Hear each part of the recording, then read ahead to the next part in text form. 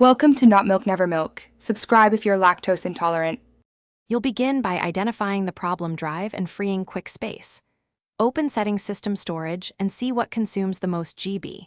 Next, run disk cleanup and include system files and Windows Update cleanup so you remove buildup safely.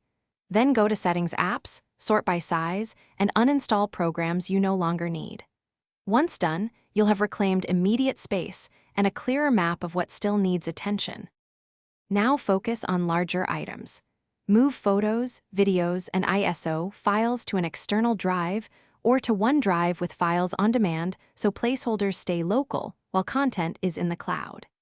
If a folder contains big but rarely used files, enable NTFS compression to reduce on-disk size without changing location. Also configure Storage Sense to automatically remove temporary files and clear the recycle bin after a set number of days.